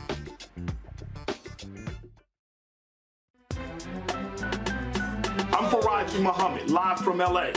And this is The Culture. The Culture is a two-way conversation. You and me. We talk about the stories, politics, the good, the bad, and the downright ugly. So join our community every day at 3 p.m. Eastern and let your voice be heard. Hey, we're all in this together. So let's talk about it and see what kind of trouble we can get into. It's The Culture, weekdays at 3, only on the Black Star Network. Next on the Black Table with me, Greg Carr, we welcome the Black Star Network's very own Roland Martin, who joins us to talk about his new book, White Fear, How the Browning of America is Making White Folks Lose Their Minds. The book explains so much about what we're going through in this country right now, and how, as white people head toward becoming a racial minority, it's going to get, well, let's just say, even more interesting. We are going to see more violence. We're going to see more vitriol, because as each day passes, it is a nail in that coffin. The one and only Roland Martin on the next Black Table, right here on the Black Star Network. Hello, I'm Paula J. Parker, truly proud on the Proud Family. I am Tommy Davidson. I play Oscar on Proud Family, Louder and Proud. Hi, I'm Jo Marie Payton, voice of Sugar Mama on Disney's Louder and Prouder, Disney Plus. And I'm with Roland Martin on Unfiltered. All right, folks, welcome back to Roland Martin Unfiltered here on the Black Star Network. So last week I was in Dallas and Houston for the Urban League Convention, also for the Alpha Alpha Fraternity Incorporated Convention. And I flew back from Houston early on Saturday morning. So I wanted to be at our first military breakfast, and the guest speaker was General Brown. He, of course, was named by President Biden to be head of the Joint Chiefs of Staff once Tommy Tuberville stops screwing things around. And General President Lonzer presented him with the highest honor in Alpha Phi Alpha. And I can tell you, I'm sitting in the front row, and here you see this 38-year military veteran just tear up and tears began to get in his eyes when he was given the highest honor of the fraternity. I just want to share some of that with you folks. President of Alpha Phi Alpha, we are afforded great privileges. I think my predecessors would agree. And this is one that I value highly, because the decision to award you the Alpha Award of Merit was my decision. I was not even pensive about it. It makes sense. You are deserving. What I love is that you have maintained your commitment to Alpha Phi Alpha as all Alpha men pledge to do. So today, by the authority vested in me by the General Constitution and bylaw of Phi Alpha as the General President, I am honored to present to you the Alpha Award of Merit, the highest award, the highest recognition that any initiated Alpha Phi Alpha man can receive from his fraternity. You, my brother, are the prototype, you are the pinnacle of leadership. In the military, we esteem you in our brotherhood because you have maintained our standard. We thank you for your service to our nation, your love for our brotherhood, life member, and your commitment to take time out of your schedule as the leader of all airmen in this world in the United States, and your soon-to-be job as Joint Chiefs. Yeah. We thank you for coming. Congratulations.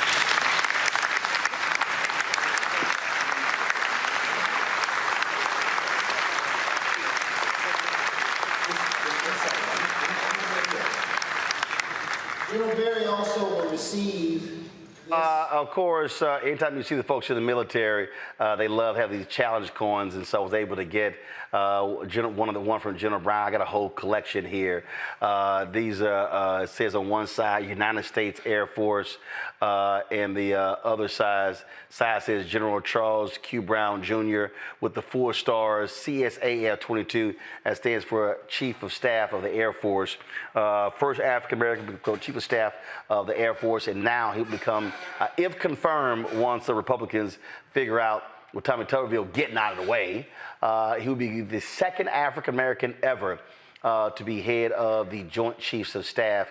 The moment that we're living in right now is a historical moment on Congo, because you have, again, if the confirmation, and just go back to the general, go back. I was not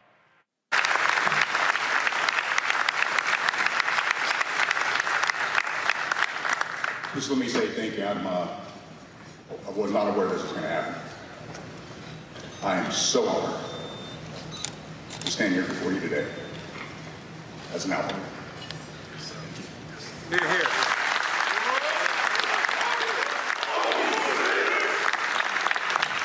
Well, there's one last thing. When folk talk about something's a performative, under this president, this vice president, for the first time, an African American is Secretary of the Defense, retired 4-star General Lloyd Austin. I give him credit, he an Omega, but whatever. Then you have, of course, General Brown, who will be, once confirmed, Chair of the Joint Chiefs of Staff. And for the first time, you also have a 4-star black general who in the U.S. Marines. I think he's an Omega too. And I think... I think he's Omega with a loud, proud voice. Okay, well, first of all, that's a little youth group. But again, so for people who understand, again, black folks in Congo, we've been fighting in this military since day one. And it's important for us to recognize when African Americans are ascending to these type of positions. Absolutely. And, we commemorate 75th year of the military being integrated, but without it being integrated, even before that, we fought in every war, fighting for the promise of freedom that never came. And, a lot of times younger people talk about, they see their parents who are veterans or a grandfather fought, and they say, why do you hang up that American flag in our yard, and so on and so forth? And it's because it's our flag. We fought. Nobody fought harder for this country to be free than us. And we are still making history today. Excuse me? No, go ahead. Just go ahead. Okay, and so even to this day, we are seeing that, and I'll be very honest, and I think we can admit it. I mean, we can talk about Tuberville and the stance on abortion, but we know there's some racism behind it, and all of the blackness that's in leadership there. Why the Secretary, the Secretary of Defense, the counterpart in China, won't even pick up the phone and talk to Secretary Austin. We think some of that is there as well, but every single day we have to stop and recognize these moments. And furthermore, going back to our last discussion, we have to recognize the person who is making this possible. Every night we can talk about things that Biden could be doing better, but like you said, Roland, all the time, you do good, I'm gonna talk about you. You do bad, I'm gonna talk about you. Either way, I'm gonna talk about you. And so we have a very distinguished history of service in this country, and we have to continue honoring it, Black Star Network and everybody else, because the humility that we bring to the military only comes in second to the pride that we bring in making this country better by our service. This is a photo, Giuliano General Michael Langley. This took place in August of last year. His family pinning that 4th star, taking off and putting that 4th star, again, becoming the first African-American 4-star general ever in the U.S. Marines. All of this has happened under a black Secretary of Defense and under President Biden, Vice President Kamala Harris. People have to give President Biden the credit that he's due, and I don't understand why people feel so reluctant to do so. He deserves credit. These are victories. I mean, there are undeniable victories. I'm an anti-militarist, quite frankly, but I still stand up and applaud these victories. This is such an oscillating moment in history for Black people. On one hand, we have this enormous, this pride, these brothers and sisters who are ascending into these military positions that they could not have gotten 50 years ago, 100 years ago. I mean, the military just being integrated under President Truman. At the same time, this pride has sparked a backlash that you've written about, that others have written about, with these hateful people who see this progress and so resent this progress that they take over the Capitol, that they go against affirmative action, that they basically want to put us down. The Congressional Black Caucus's press conference last week, when they talked about I forgot what they called it, but it was race and democracy. I don't know. Anyway, they talked about the attack on Black people, the systematic attack. So we must be doing something right if they feel like they have to double down and attack because, frankly, as General Howard said when he wrote about Howard University, tell them we are rising. No matter what they do, tell them we are rising, and that's the praise story. We're rising. Indeed. All right, folks, hold tight 1 second. I'll be right back. Final break. Be right back on Roland Martin Unfiltered on the Black Star Network. On the next Get Wealthy with me, Deborah Owens, America's Wealth Coach, the studies show that millennials and Gen Xers will be less well off than their parents. What can we do to make sure that we get to children younger and that they have the right money habits? Well, joining me on the next Get Wealthy is an author who's created a master playbook. Be willing to share some of your money mistakes, right? If that's what you have to lean on, start with the money mistakes that you have made, but don't just tell the mistake, right? Tell the lesson in the mistake. That's right here on Get Wealthy, only on Black Star Network. Next on the Black Table with me, Greg Carr, we welcome the Black Star Network's very own Roland Martin, who joins us to talk about his new book, White Fear: How the Browning of America is Making White Folks Lose Their Minds. The book explains so much about what we're going through in this country right now, and how, as white people head toward becoming a racial minority, it's going to get, well, let's just say, even more interesting. We are going to see more violence. We're going to see more vitriol, because as each day passes, it is a nail in that coffin. The one and only Roland Martin on the next Black Table, right here on the Black Star Network. Hey, what's up, y'all? I'm Devon Franklin. It is always a pleasure to be in the house. You are watching Roland Martin Unfiltered. Stay right here. All right, folks, welcome back to Roland Martin Unfiltered on the Black Star Network.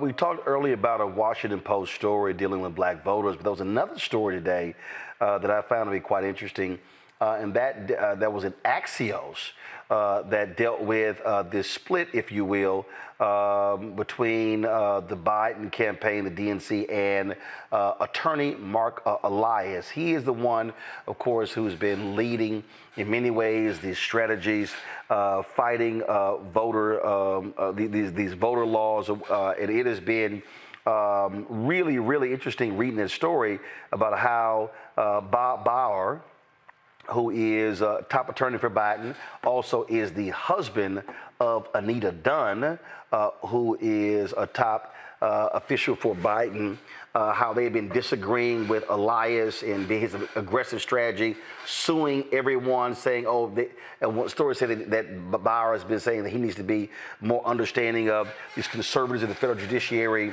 It's all sort of, backroom drama. This was a tweet that Eric Holder put out. The former attorney general. Sigh, here's the deal. The party and the nation owe Mark Elias a great deal. I'm proud to work with him in defense of our democracy. And of course, he's talking about this Axios story, why Biden's team soured on Dems election lawyer.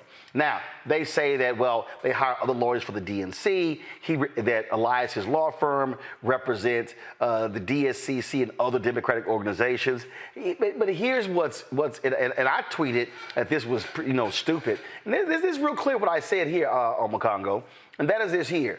Mark Elias, and it's not just Mark Elias, to be very clear, it's Mark Elias, it's NAACP LDF, it's Lawyers Committee for Civil Rights Under Law, Transforming Justice Coalition, a number of people. They have been very aggressive, and what they say, and Elias is one of those folks who says, you sue everywhere. You do not give an inch. Every law that is passed by Republicans running these states, he does it all the time. He says, if they pass this law, we are going to sue. We will see them in court. And what's been killing Republicans is they hate Mark Elias because he's been winning. And look, Lou Dobbs was even the one point when he used to be on Fox Business, he said, Republicans, can y'all go raise $500 million and just hire this guy? He's been kicking butt. And I'm sorry, I disagree with anybody in the Biden orbit. You must have a all-out war fighting for voting rights. And this is part of the problem.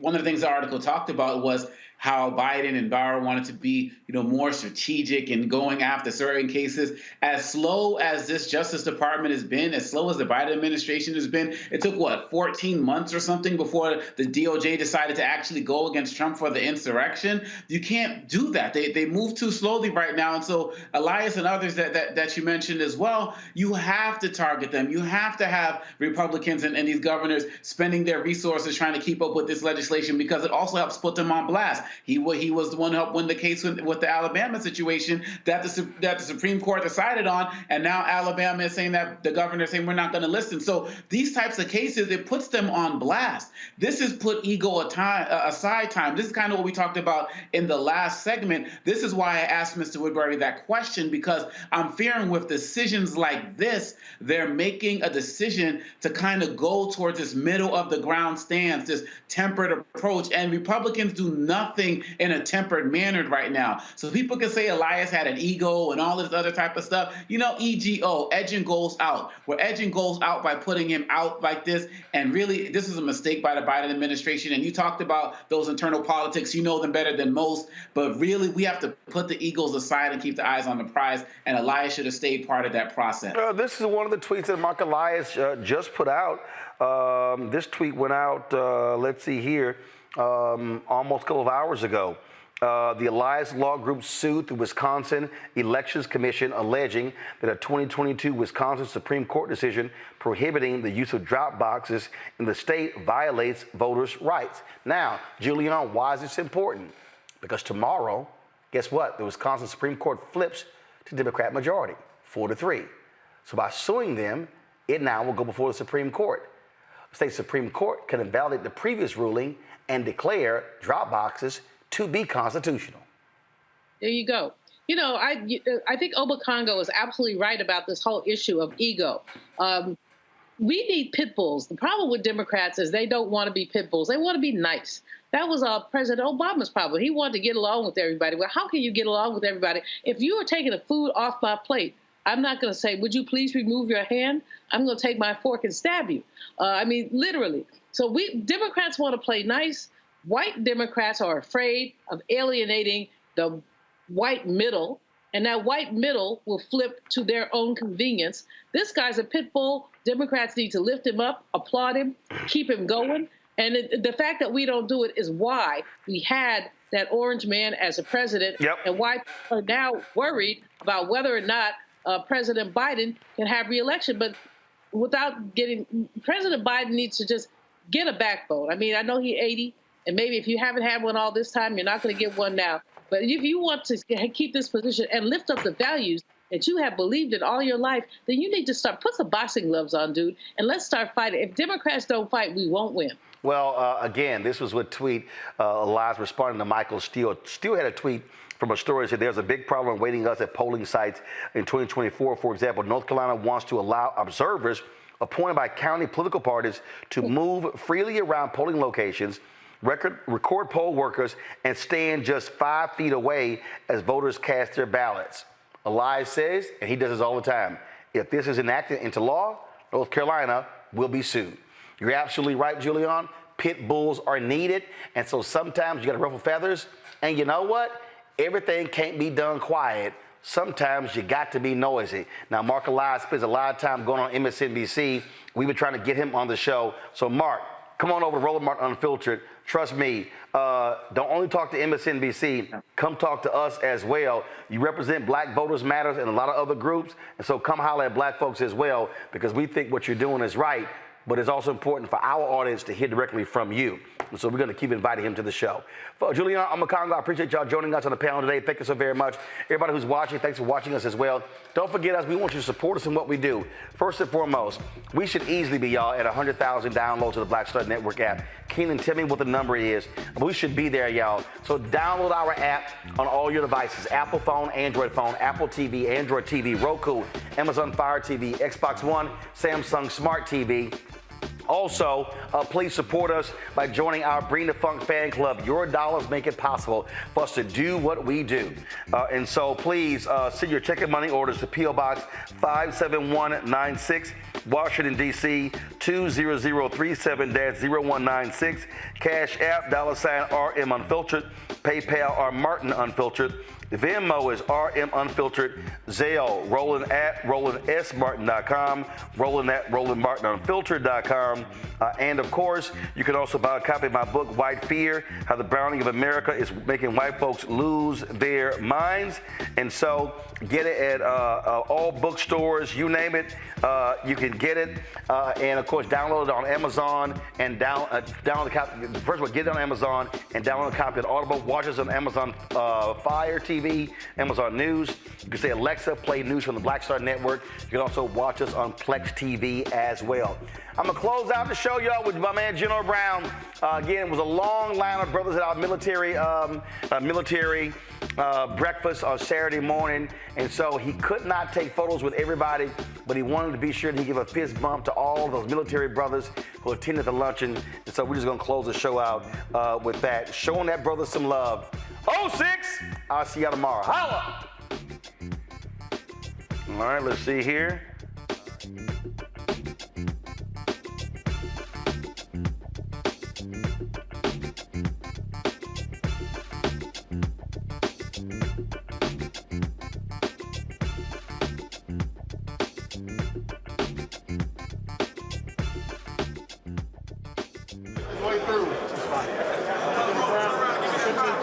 Hold on.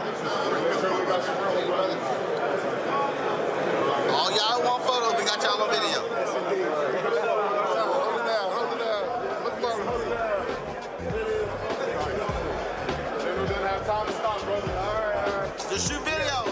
Shoot videos. Guys, shoot videos. Shoot videos, guys. Y'all should be shooting videos. Shoot videos. I'm trying to tell y'all. Shoot a video. Shoot a video. Shoot a video. Y'all should be shooting videos.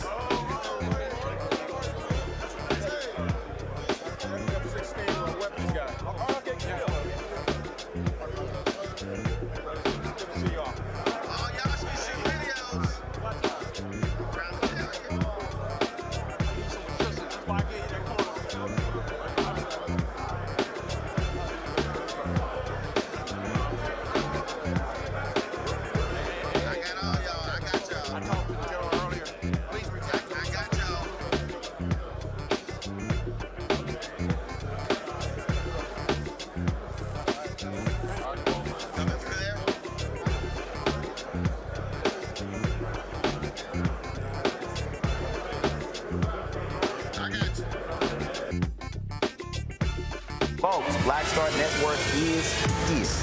Hold no punches! I'm real revolutionary right now. Support this man, Black Media. He makes sure that our stories are told. Thank you for being the voice of Black America, Roland. Stay black. I love y'all. All the momentum we have now, we have to keep this going. The video looks phenomenal. See, this difference between Black Star Network and Black-owned media and something like CNN. You can't be Black-owned media and be scared. It's time to be smart. Bring your eyeballs home. You dig? Pull up a chair, take your seat at the Black Table with me, Dr. Greg Carr, here on the Black Star Network. Every week, we'll take a deeper dive into the world we're living in. Join the conversation only on the Black Star Network. Hi, I'm Dr. Jackie Hood Martin, and I have a question for you. Ever feel as if your life is teetering and the weight and pressure of the world is consistently on your shoulders? Well, let me tell you, living a balanced life isn't easy. Join me each Tuesday on Black Star Network for A Balanced Life with Dr. Jackie. We're all impacted by the culture, whether we know it or not. From politics to music and entertainment, it's a huge part of our lives, and we're going to talk about it every day right here on The Culture with me, Faraji Muhammad, only on the Black Star Network.